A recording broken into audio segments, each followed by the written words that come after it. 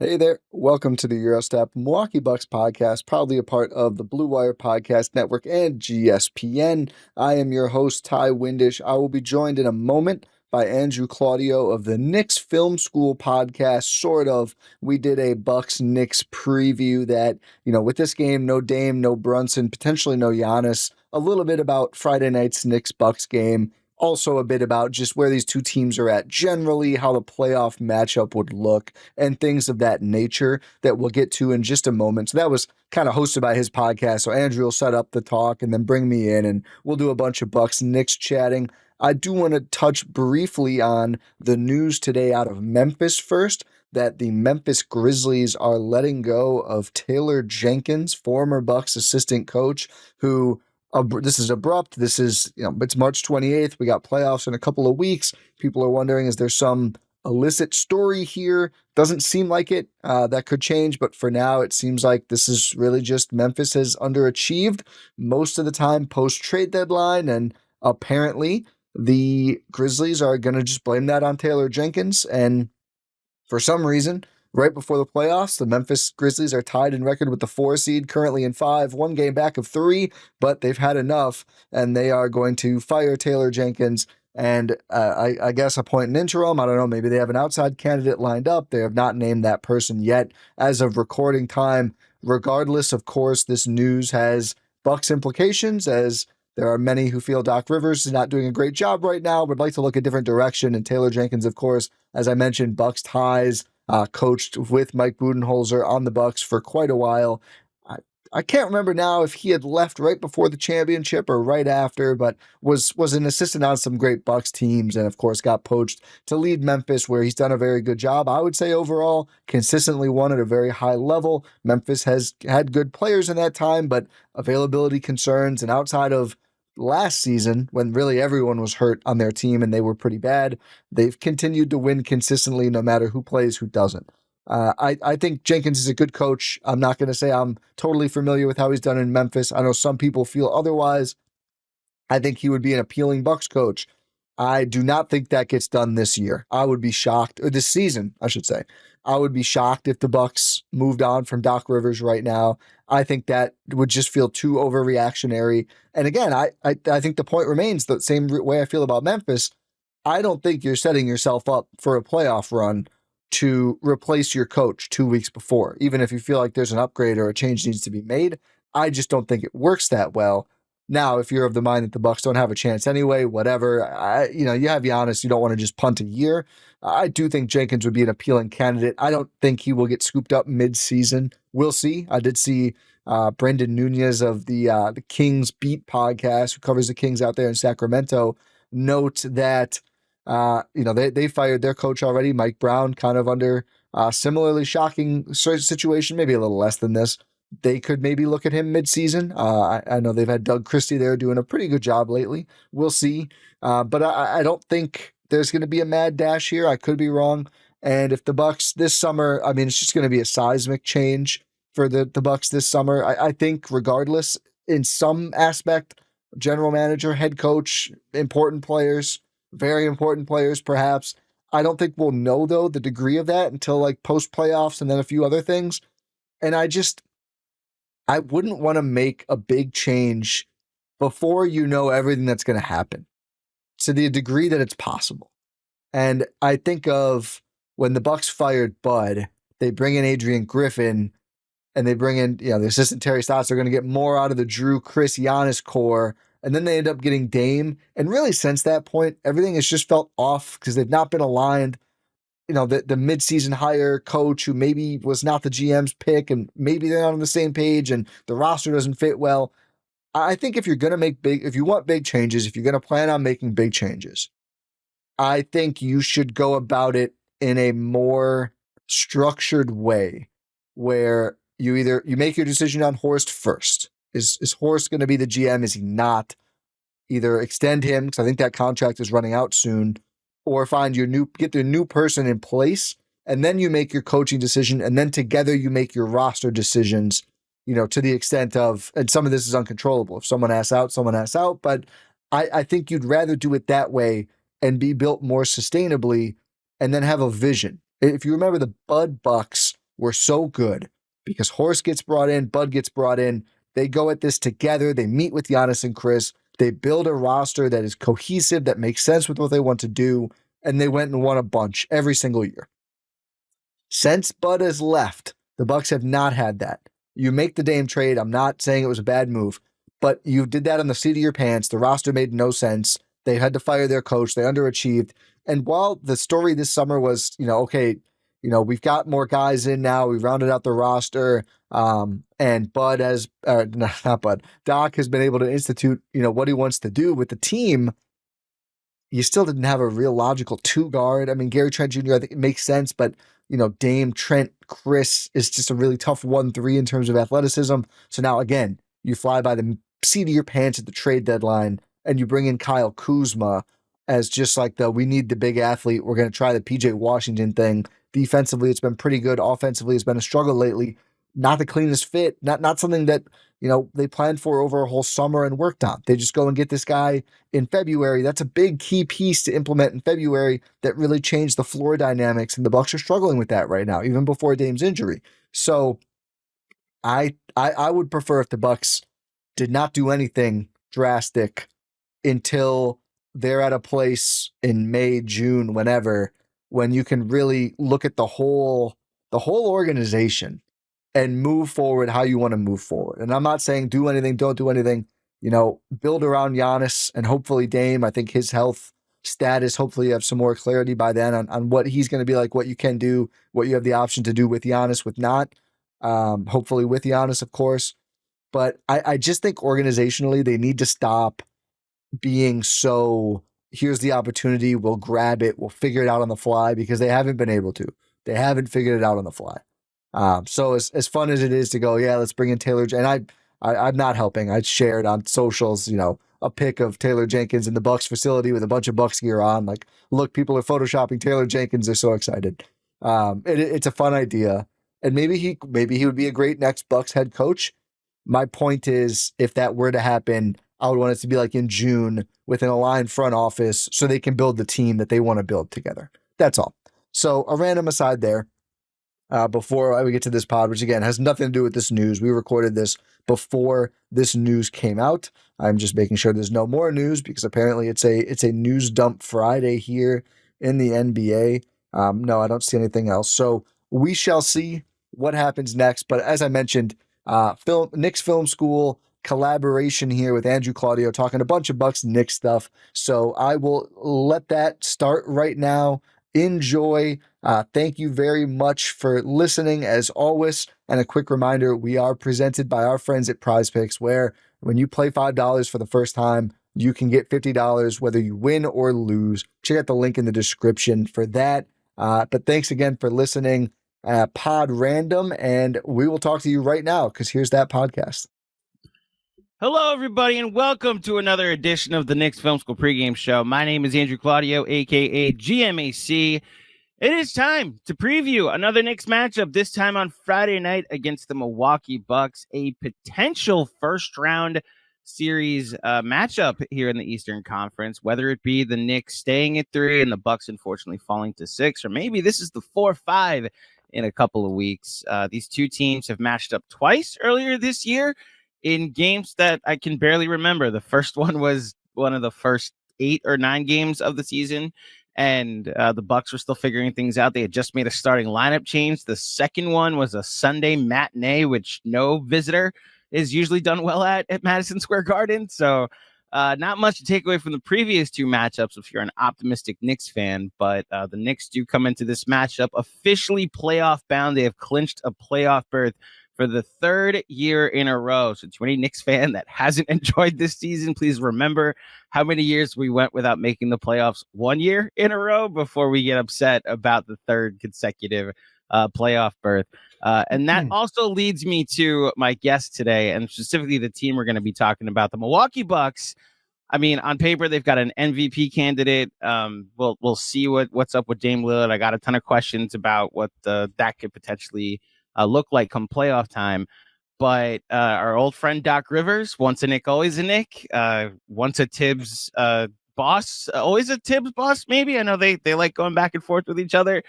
But I'm going to approach this conversation from the perspective of we might be seeing a lot of each other in a couple of weeks. And joining me, a guy I always like seeing regardless of whether the Knicks are potentially playing the Bucks in a playoff matchup.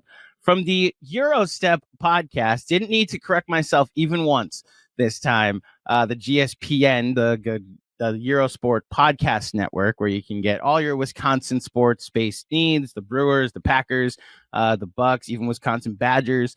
Ti Windisch. Ti, welcome back to Knicks Film School. Thank you very much for having me, Andrew. I appreciate it as always. And, you said Knicks fans can't take too much away. Bucks fans not feeling great about this particular matchup, I think. So really, we have maybe differing opinions there.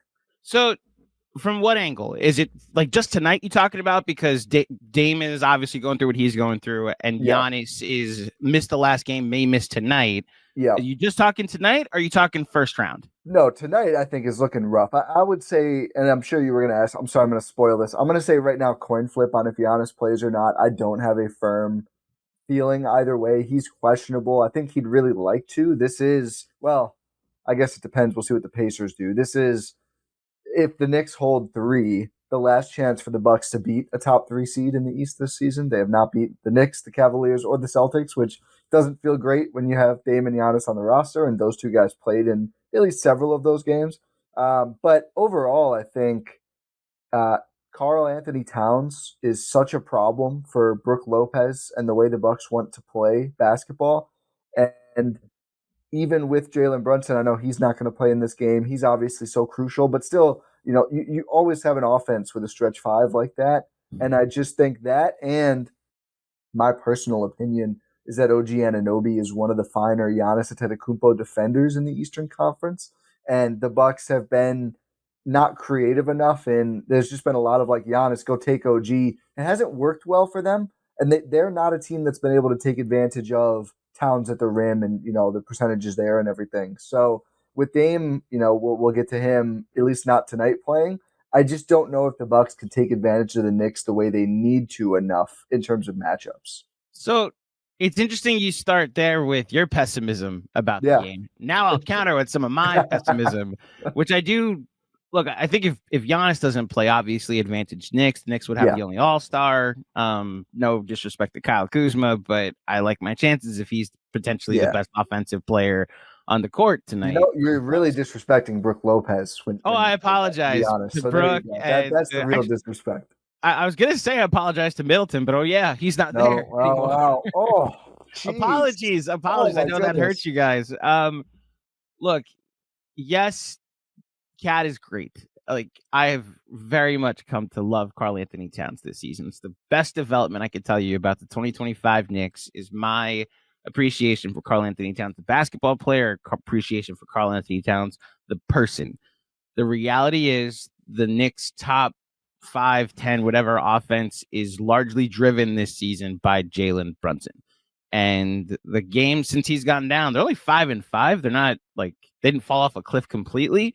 They're not a contender or borderline contender anymore. They're not. They're probably like a middle of the pack 500 playing team without Jalen Brunson. They've largely turned back to the first year of Tibbs, where Julius Randle won Most Improved Player, and they had a bottom 10 offense but a top 10 defense, and they were leaning into that when Jalen Brunson went down. And it's like, listen, we're just going to keep teams under 100, and hopefully we get to 100 and score enough points. Not only is Jalen Brunson down, but Deuce McBride is out with a strained groin. We'll see it. Oh, no, he's officially ruled out for this game. Yeah. Campaign, once a buck, always a buck, no longer is also out with a sprained ankle. So the Knicks will be on their 4th point guard. Oh, my God. The way that Tibbs is going to go with this. It's either rookie Tyler Kolek, who, if you ask people here, he should have been getting playing time, but similar to Doc, I'm assuming an older head coach is going to probably not trust a rookie as much. It might be DeLon Wright, once a buck, always a buck, that may potentially start tonight. They may go Milwaukee guy either way. It's going to be. I mean, I don't know if anyone on earth would call DeLon Wright a Milwaukee guy, but players with Milwaukee connections in the last year either way, I guess. Right. So like the guy that we traded Jericho Sims for may end up starting against the Bucks in his revenge game tonight. And then you add in like they potentially could just say screw the point guard position and go to Josh Hart as a point guard. And everybody takes turns bringing the ball up. The point I'm going to is that they don't have a way to generate advantages on offense at the moment.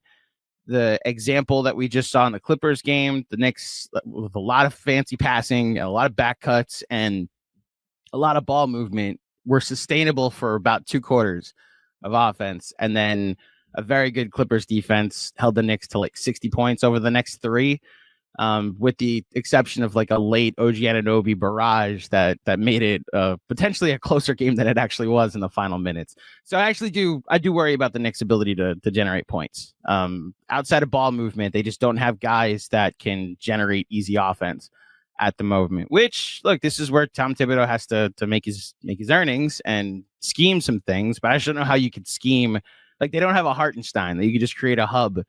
As good as I think Cat is, look, the matchups where he ends up with Lopez on him, he'll take advantage of that. I think the path to him getting 30 points is there tonight. But yeah, they're gonna have to be really creative if they're gonna win this game on the offensive end. Well, I think Giannis's availability is huge in that. I mean, it's huge in every regard. But Jericho Sims, I don't know if you're aware, has become a cult hero. Bucks fans absolutely love Jericho Sims.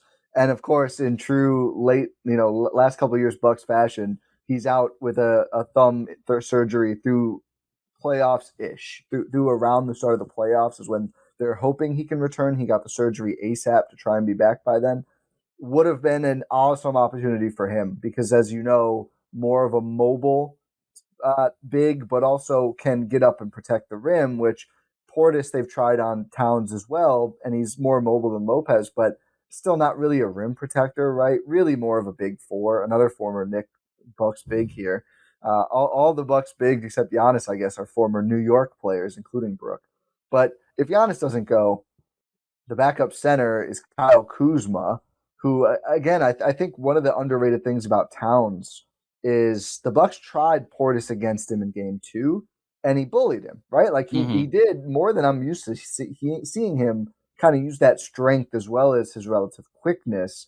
And I'm sure like he's going to be able to do that to Kyle Kuzma as well. So if Giannis does not play or is limited, I don't know what the Bucks are going to do. I mean, you can't, if you try and collapse on him too much, you're obviously going to leave those perimeter players pretty wide open. Maybe that's just a bet the Bucks try to take at times in this game and try to rely on rotations and, hope that Hart and Bridges don't really have it. I know Bridges, though, has bounced back after that slow start to the year, shooting the ball in a big way.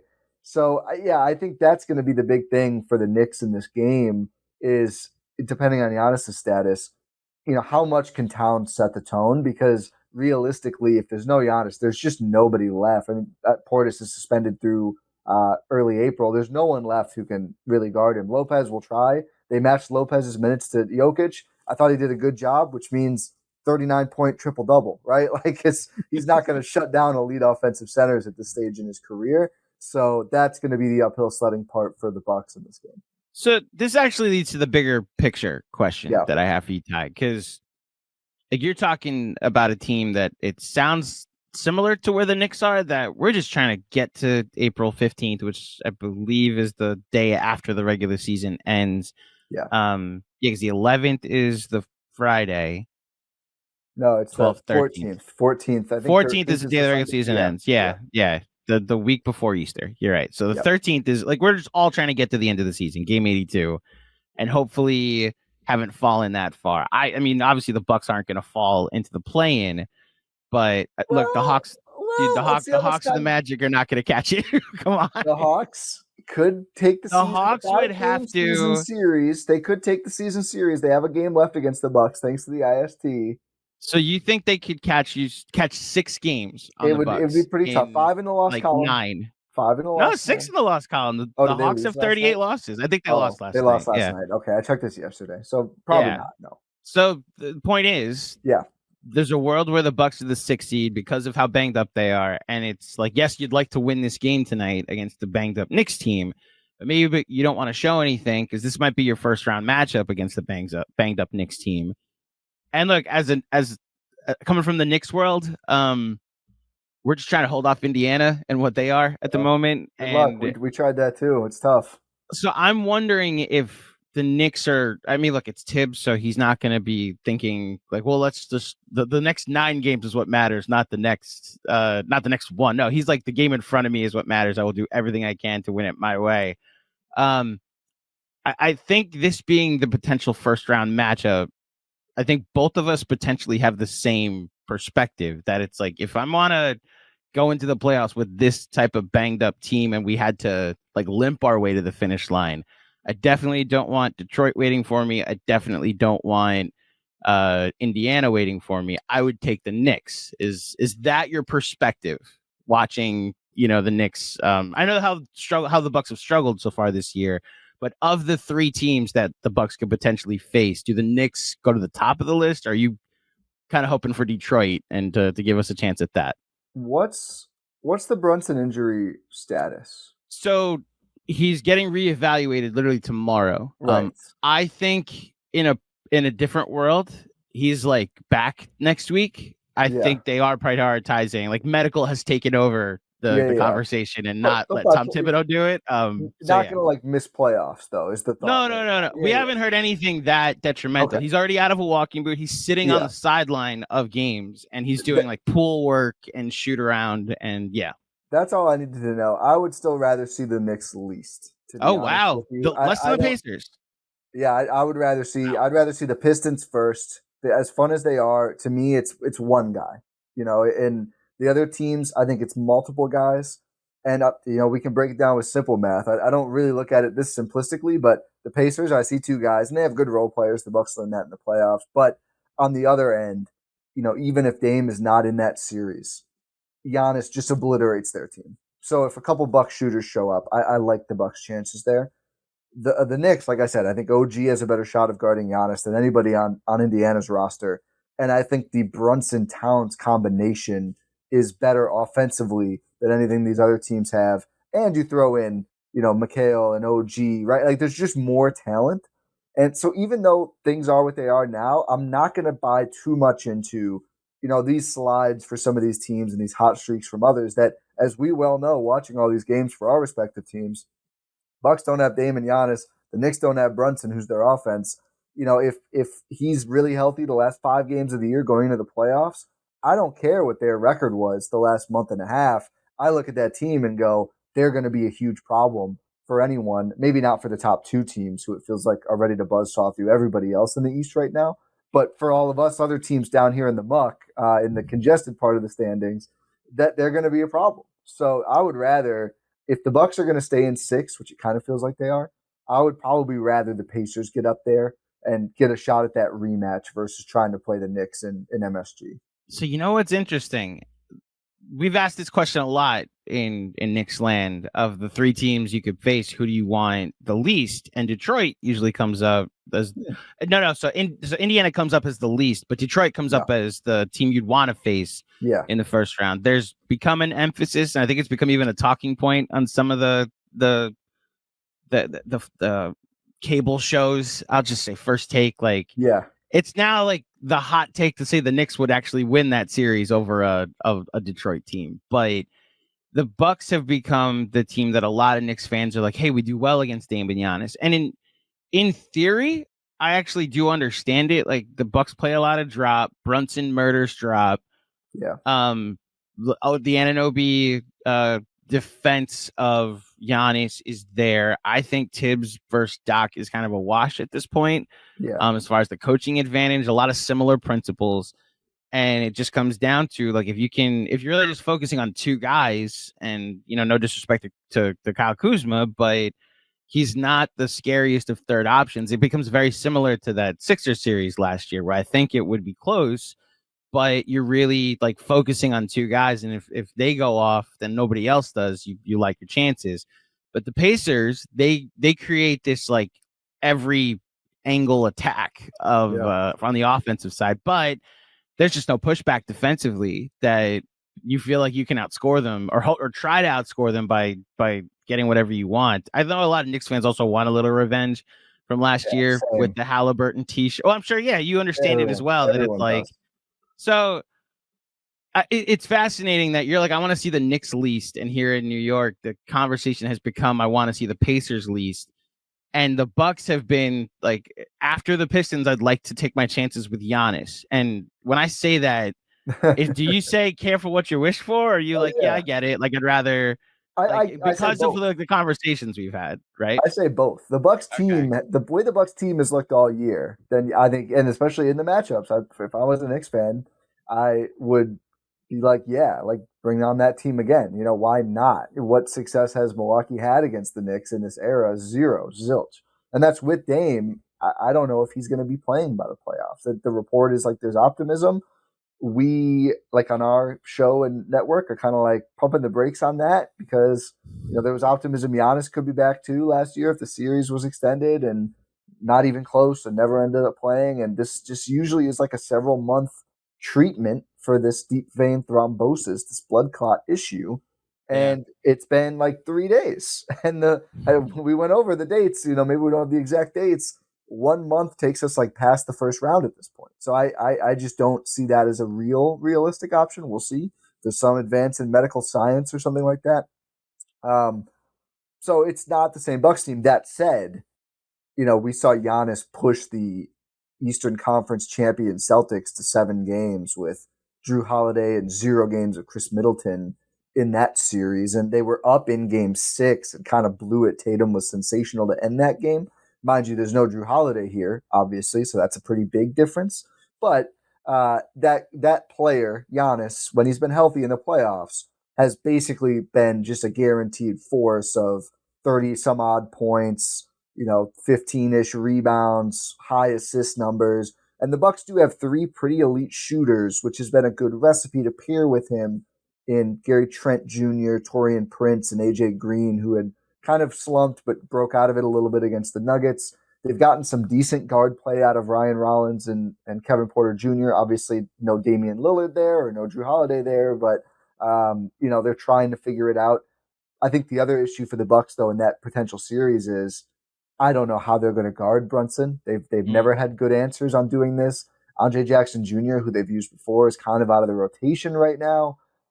They would probably try Prince or Kuzma at the moment, which Kuzma's had some success. He's been a good defender for the Bucks, but then like who's guarding your wing players? So that's, I think they're going to be a big issue for the Bucks in this matchup as well. Not tonight, or not tonight, but in a series. Right. This is something I was actually curious about. The Andre Jackson Jr. I saw they played 8 guys against the Suns the other night, and that like Jackson didn't even make the rotation. He was the guy that I thought they would pivot to be like, you're guarding Brunson. You're quote unquote Brunson stopper, like the Aaron Neesmiths of the world, right? Yeah. Where you're not necessarily good at stopping Brunson unless he's injured. Yeah. But it's why I understand Knicks fans that are like, give me the Bucks. Like, yes, Giannis is terrifying. He should probably finish top 3 or 4 in MVP this year. I would take my chance with our guys matched up against their guys. And look, the Dame thing is sad because I don't want to say like, especially without Dame from the sports world, like from the human side, it's like, damn, like this guy's career is first and foremost, you know? So we'll see. I have a bit of a big picture, like your perspective question from a Knicks standpoint. Oh boy. So like this has been the conversation over the last couple of weeks that like they're on pace to win 50 games for their second straight season. They haven't done that since 1994, I believe. It was 93, 94 was the last time they did that. Those back-to-back seasons.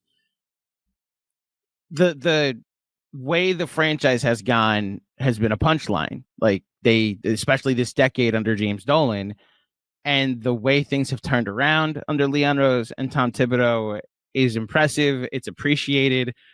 And when I tell you the majority of the comments I see, the majority of the interactions I have, and really just the general vibes I get around the Knicks are like, this team's not my thing, like not my cup of tea. You know, I missed last year's team that was struggling to get over 500 until we got Anunoby back, and the play but I do get it. Like, I adored that team, and it means a ton to me too. Recognizing this team, non-January, when Randall and Hartenstein and all of them were healthy, like, was probably better than last year's team. I know the Bucks went through a period of time where they were also not in like any version of what the Knicks wilderness was, but then they turned things around. And obviously Giannis had a lot to do with that, and Jalen Brunson had a lot to do with us. I guess, did it ever get to a point where 50-win seasons were just like, not my vibe? Like, did you ever experience this covering the Bucks, or just as a Bucks fan, did 50-win seasons get boring to you? A little bit, and now looking back, it's like, you idiot. Like, what are you talking about? So that's what I would say to the Knicks fans who are like, I don't like the way we're winning 50. I don't like the way the Bucks are 40-32 right now and struggling to not drop into 7, even with Giannis still here. Like, it can go a lot faster than you think. And it's funny, the difference in perspective, because I did a pod, the Mad Boosties pod with Miles and Jack, and one of them is a Sixers fan. Like, the Bucks. And he's like, oh, is it tough? Is it tough with Giannis and Dame being, in the playoff picture? Because we're trying to tank right now. We're 23-50 at the moment. So, but no, I think it's fair to say, to a certain extent, especially, I think the Bucks, this was the Bucks last year of like, we had all the offseason hype. We got the player. It wasn't as singular of a force as Dame for the Knicks, but it's like, okay, we got the super lineup. We broke up the Nova Knicks, but we got this amazing 5 now. Like, we're really ready to go. And they kind of did, and then have fallen off. So I think it's fair. And I think that was the same for Bucks fans last year. There was the coaching thing and everything, but it was like, okay, we were supposed to, win 60 games. We have Dame and Giannis. They're supposed to be unstoppable. And then they don't even get to play in the playoffs. But I think ultimately the way I feel at this point is, you're still a really good team. You're going to win 50. You've got a lot of great talent. I think that is the thing. Maybe it's not all totally clicked throughout the year. They do have an extremely talented 5. I remember in the offseason saying, kind of like the great value Celtics team, of just like, there's just a lot of matchup problems because it's just a lot of different talent here, including the stretch 5. I guess that is inherently offensive, but it's also a good thing. The Bucks don't. It's funny, like the Dollar Tree version of the Celtics. Yeah. I get it. Yeah. I mean, but that's still good. And if you do get healthy going into the playoffs, just don't take that for granted, because you just never know. Like, look at the Bucks the last 4 years now. You just never know if you're going to get that run or who else is going to have injuries. So I would try to enjoy this if I was a Knicks fan, every single moment, especially knowing you could get hot. You could beat them pretty much anyone, I think, if the series went right for you. And those years don't come along. And I don't have to tell that to Knicks fans. I know it's been tough, but like, even just having a real chance doesn't come along often. So I would try to not take it for granted personally. And I do try to do the same with the Bucks. I'm trying. Believe me, I'm trying. I think the vibe after wins is just not like, so Tyler Kolek has become this rookie, this out of Marquette. There's always someone. Yeah. So I've thought, especially when Brunson went down, that they should have given him a look. Like, why not? You're down a point guard. And there was some pushback to some of the more stern Tom Thibodeau supporters. And I think, like, what you've seen from Tyler Kolek so far is like, yeah, against bad teams, he could probably facilitate really well. Like, not really that much of a threat to shoot. And I say this because he might start tonight and you might get a good look at Tyler Kolek. Yeah. Then this past game against the Clippers, the first half, you saw him play at the second unit and it looked fine. And then Campaign came back in and looked like good with the starters. And then he got hurt. You started to see him get a little bit exposed in the third quarter. Tough assignment when, like, okay, go guard James Harden in like your 5th professional game. I look at the reaction to Tyler Kolek being like, as someone who makes the content, like the generator of the views, not the like, oh, solid wins across the board for a team that went like a couple decades without consistent solid wins.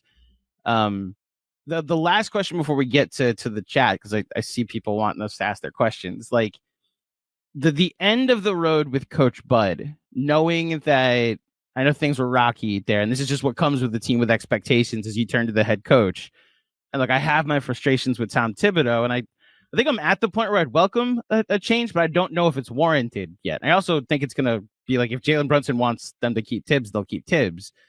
Did you ever get the sense that he was being scapegoated too much? I think we might have talked about this over the years, that like coaches always get this. Like, was there a point where you were like, oh, the Bud, and like the guy won a title with the Bucks too. Like, how was the end of the road with Bud? Now it might this also your perspective might be a little different because it was a very quick end of the road because of what happened in that first round. But if you could talk a little bit to that and how it might relate to what Knicks fans are feeling with Tibbs right now. Yeah, I think it was still the right decision. I just think they then botched that summer, and it's hard, especially with what's gone on this year. Kenny Atkinson was high on all of our boards. I remember at the time it was Atkinson, and then the dream actually was Ty Lue, because I don't know if you recall, there was like he might be available, and it's like, okay, that's obviously a slam dunk, right? I think that guy has maximized. The Clippers have been disappointing. I wouldn't put that on Ty Lue, and I think the Clippers smartly have not done the thing so many teams do, which I call tab FTC. Things are bad, fire the coach. That's like such a default for not just fans, but actual organizations where, sometimes it makes no sense. I mean, I get you just need a reset from time to time, but there's so many things out of a coach's control. That said, I think Budenholzer was too slow to adapt, was too slow to start switching. Like, you look 2019 Raptors series, like Kawhi guarded Giannis, really never put Giannis on Kawhi, which could have helped shift things there, and a few other things. And I think the other thing off court was there had been a disconnect with kind of the coaching and the players at a certain point. And actually, people laugh at this outside of Milwaukee. We're the only fan base that likes him. Darvin Ham was really important. He was kind of the bridge between the players and the coaching staff, and he went to LA, and then it seemed like there was just not that same connection or buy-in maybe with the Bucks and Bud. So unfortunately, Bud had some horrible family circumstances that year. There was a ton going on as well as the injury to Giannis, but it was too many disappointments. And I do think the team had just kind of tuned him out a bit. Now I wonder, do they give him another ride if they knew they could get Damian Lillard in a few months? That's obviously a complicating factor because their whole issue was half-court offense, and they kind of got to solve for that, but then a defensive issue that they haven't been able to really solve since, although Doc's done a good job this year.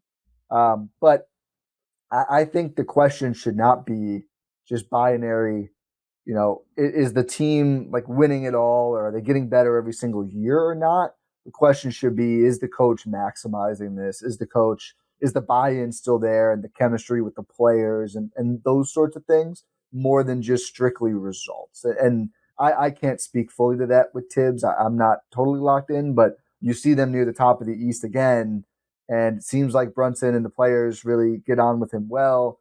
I would be hesitant to make a move this year because, as the Bucks saw, having to mutiny their coach, 3 months after he started, basically, it sounds great, but you really got to nail the hire, and there's no guarantee that that's going to happen out there. So I went into that question wondering if the situations could be similar because of how quickly things turned on Bud after that Heat series, right? And you just spoke to literally every Tibbs frustration, the inability to adapt. They've been playing drop all year, not switching up the defensive schemes enough. The ability to adapt to your personnel. They never play 5 out. Like, I know they technically do because they have a stretch 5, but like Josh Hart is not a shooter. So teams just put their center on Josh Hart, and then Cat's never being guarded by a center, which is part of the advantage, is that the rim's open. No, a center is usually sagging off of Josh Hart. In crunch time, Cat's like not factored into the offense because they're just bringing Josh Hart into the action and letting Brunson cook. Yeah. And look, as far as the players' relationship with him, I think their best player is good with him, with Brunson. As far as I know, Cat's pretty good with him. I don't know if you caught this, but the Mikal Bridges gate that happened on the most recent road trip. It's so funny. Mikal's clearly just like tired of being run to ragged, and he frames it as like, no, Landry Shamet needs a shot coach. Yeah, please. I'm fine, but let's get Landry in the game. Look, I don't know. I think it's going to honestly depend. Yeah. What the playoffs happen. Like, if they lose in the first round, I do think it's curtains on the Thibodeau era. They, like you said, they go into the playoffs healthy. We'll see what happens with Brunson's ankle. We'll see what happens with Jason Tatum's ankle. We'll see if Porzingis is available. they get to the second round, give the Celtics a series. That's something to build on, and potentially now into a transaction cycle where you can add to the depth and get guys that he trusts. I would love more flexibility of Tom Thibodeau. You're right. The grass isn't always greener. Now, it's funny. You're like, I see them at the top of the standings, and that's usually a thing that you point to as how could you fire the coach? Everybody outside the Knicks bubble tells me this. And it's like, oh yeah, the Knicks are good. Look what number 3 in a loaded Eastern Conference. You ask anybody in Knicks land, it's like, yeah, without the coach, we'd probably be like significantly higher in the standings or more competitive in the standings. So we'll see what happens come playoff time. That's really what's going to be the judgment. So, to the questions in the live chat, we'll start with the unserious one. Busy with the first question. Why are these pods always late? Busy, you haven't asked that in a while because I've been on time for so many times. Today we were late because I sent the wrong link to Ty. That's what late on purpose. I was just sitting here waiting, like, where's Ty? Oh, yeah, I sent him the wrong link. So today is actually my fault. The next one from Armand Burdenage. Sorry I missed you last night at the town hall, Armand. I had some personal stuff come up, but I'm glad to see that you're at these things, and I look forward to hopefully seeing at the next one. As he asks, how confident would Bucks fans be if they knew that this was a Knicks Film School event tonight? Yes, tonight is a Knicks Film School watch party. I know the lore here. Yeah. That's very funny. I will say they gave the Nuggets a game. I don't know if it was like a 4-point game late in the fourth with Jokic playing, and again had a 39-point triple-double. Mm-hmm. So maybe this is the key game to make sure the Bucks floor is 6 here. If Giannis does or doesn't play, and they can pull off the upset. I mean, it feels like they're certainly due for one. They've had a lot of ugly games they should have won. They've not had many like, oh, can't believe they won that game. So we'll see. So I'm just going to put this on the screen. Knicks Film School watch party tonight at T Squared Social. Be there, be T Squared. 8 o'clock tip-off. The Sweet 16 will be on. The Mets are playing the Houston Astros. All the sports will be on. You should be there. Whether the Bucks win or not because of us is been a question I've been asking all season. Maybe it's us that these teams keep beating us at these watch parties. No wonder you want to talk about Tibbs. You kind of deflect the blame. Exactly. Here. The blame it get away from us. Dude, there's a stretch in January into February where the Knicks had like 4 losses total or 5 losses total. They were all watch parties. It was so annoying. Any day of the week that we didn't have a watch party, they would win. So it was very annoying. You doing all playoff games or what?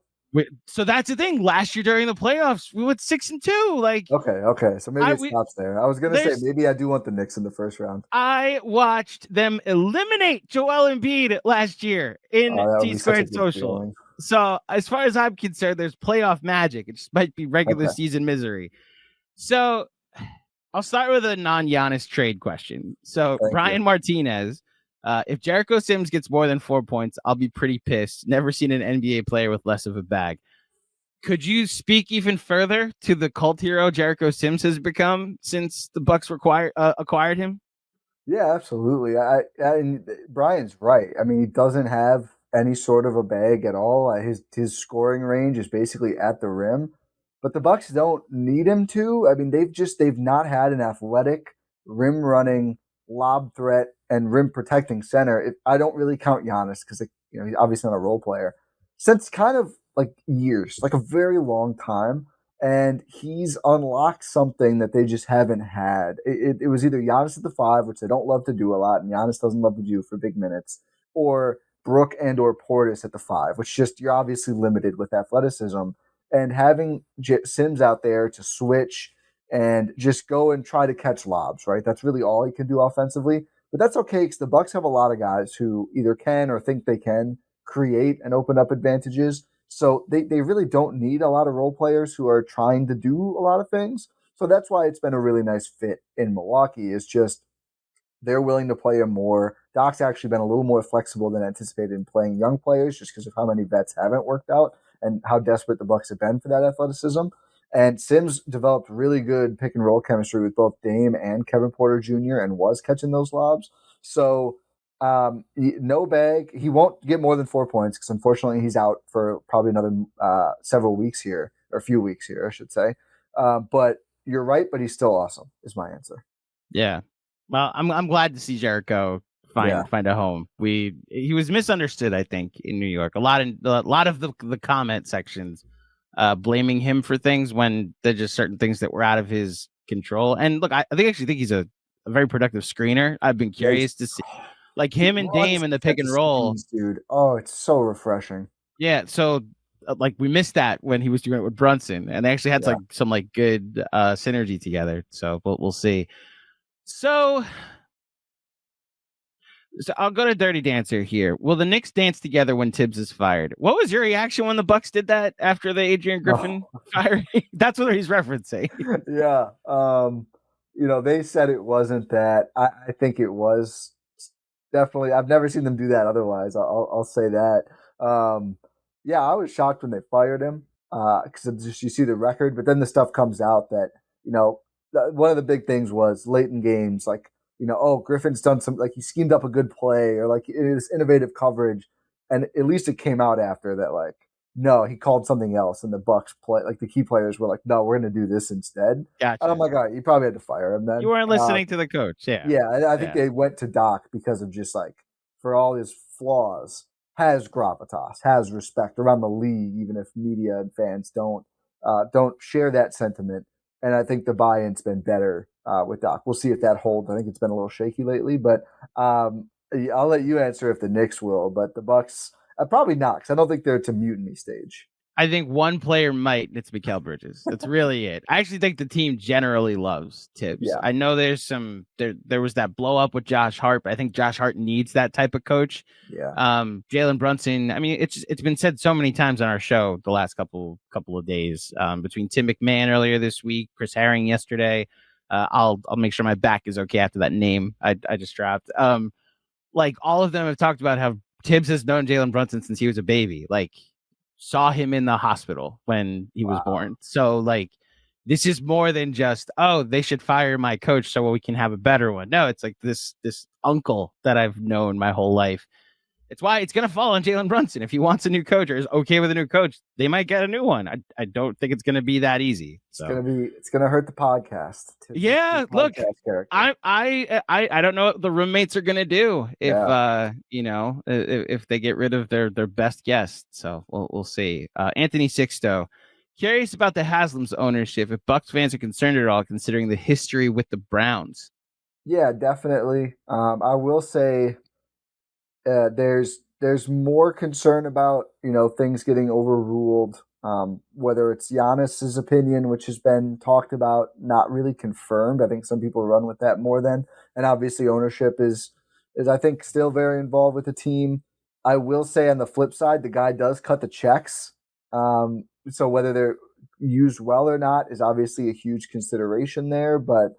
The Bucks are quietly facing kind of a coaching and front office potential swap this year as well. What's going on with those guys? And I guess that's the one true positive is they are not afraid to spend. They've been aggressive with money, both cap and off the cap.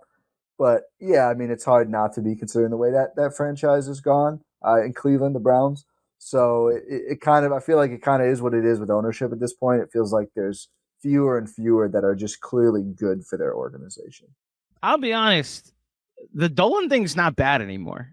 No, he got out of the way now. He's quietly very good. He's got this big dome or ball in Vegas that is just bleeding money, and it's like his only focus. That's the key. People keep writing articles about how bad the Sphere is, and then he'll just focus on that. Like being at Summer League, and when I tell you every single taxi and Uber driver I spoke to was like, yeah, that Sphere is just bleeding money. We hate Dolan here. It's like, oh wow, you sound like a Knicks fan in the mid 2000s. Got it. It's like the number one thing that came up. It's probably good for the Bucks that has them. I think still is probably more Browns focused. So it's kind of he kind of pops in every so often. He watches the Bucks get killed in Cleveland, and then the coach gets fired soon after. Like little things like that. But I don't think he's there like daily. So last question. I'm not going to put there's a couple of them. Shout out to Busy. Shout out to Dirty Dancer. Yeah. Where are you with the potential Giannis future with the Bucks? And I'm how I like to go entire pods without asking. No, it's a fair question. I wanted to spare you this time. It's a fair question right now. So just where are you and where are Bucks fans with the state of Giannis's tenure with the Bucks? Yeah, I mean certainly cognizant. This is going to be a summer where I mean, I was going to say more than in a while. They keep losing in the first round, so I guess it's kind of been omnipresent lately. Certainly, Giannis could choose to go somewhere this summer, and I think it would be relatively understandable, depending on how the playoffs go. It's difficult because it's kind of out of the Bucks' control. Some things, I don't think their team was good enough anyway, but also, it's going to be four straight playoffs where one of their top three players, a star level player, is unavailable for all or most of the series. And it's kind of had them DOA. Chris against the Celtics, Giannis against the Heat, Giannis and Dame against the Pacers. Like, it's just, I'm forgetting one in there as well. But it's just been a really brutal, there's another Heat series in there. It's just been a really brutal injury run for them. And I think that's kind of part of the reason that, Giannis has given them the benefit of the doubt and they've been aggressive. They go out and get Dame. This last summer with less resources, like they'll get Gary Trent and Taurean Prince, who are really nice minimums to kind of round out the team. Give it another go with Chris. That doesn't work. I do think, trading Chris and having the results be not great so far with Kuzma, big playoff series for like this iteration of the team, even if Dame's not able to play. Because now if Giannis is saying, okay, hopefully Dame's all right. He's obviously getting older. The Kuzma fit has not been good so far. Let's see how that goes in the playoffs. Brooke turns 37 in April, I believe, which is crazy. Really what's going on and really what are we able to do? And then, does he ask that question? Does he wait to see what happens like he usually has? I don't know. I have no insight here outside of it feels like Bucks are playing with house money at this point with how long they've had him. I think he would like to stay, but I think he really wants to win as well. So it's probably on the table. I don't think the Knicks would have a very good shot, though, to be honest with you. So there's some Cat or Anunoby one for ones. No and I just look, I think OKC is just staring at a Giannis trade if he ever becomes available, and they could just like here's Chet, or like this is the value of the Hartenstein contract that you can throw that type of money and into a deal, and the pick package that would probably be worth a Luka trade actually go into a Giannis trade. Mavs should have waited, man. I think they called the Bucks. I don't know if you've heard this theory. No, they called the Bucks. Reporting. They called the Timberwolves. Those I know are true, that they did call them both. So probably should have waited until the offseason to maybe revisit that one. Although I don't think Giannis would probably be interested, right? So maybe not. Maybe it doesn't matter. But yeah, I think the Thunder are the team everyone's going to look at, and I don't even know. I mean, you need a young player. I mean, it'd be a restart. You're not going to. I hope they wouldn't try to go a Mavericks and be like, well, let's just win with Dame and 37-year-old Brook Lopez now. Like, we know the straw who stirs the drink. I think the lesson a lot of front offices have learned throughout this season is never go full Nico Harrison. Never go full Nico Harrison. Ti, it's good to see you. I know you have to run, so I'll make this quick. Thank you, as always. Before you get out here, let the fine folks at home know where they could find you and all your stuff. Appreciate you. Thank you for having me on again and only doing one future Giannis question. I am on Twitter and on Blue Sky at Ti Windisch with .gspn.social after it on Blue Sky. And you can find the Gyro Step podcast network where our Bucks coverage is wherever you check out this fantastic podcast. So go subscribe, rate, review, cook the books for both, please. All right. So behind the scenes, if you do have to like fully run off, go ahead. No. I got a couple minutes. Don't worry. Oh, okay, cool. Well, then thank you everybody for tuning in to this edition of the Knicks Film School pregame show. If you dug it, please head over to iTunes, drop a 5-star rating and a review. As I mentioned, Knicks Bucks, T-Squared Social. Come join us for another Knicks Film School watch party. Potentially the way the Bucks get back to their winning ways is they play the Knicks on the night that we have a watch party. So be there, be T-Squared. I will be back potentially on Sunday when the Knicks play the Blazers. If not, they've got a Boston and a Cleveland matchup coming next week. So, I'll be back for those. But until next time, thank you for listening. Thank you for watching. Enjoy the game tonight, and I'll speak with you soon. Peace.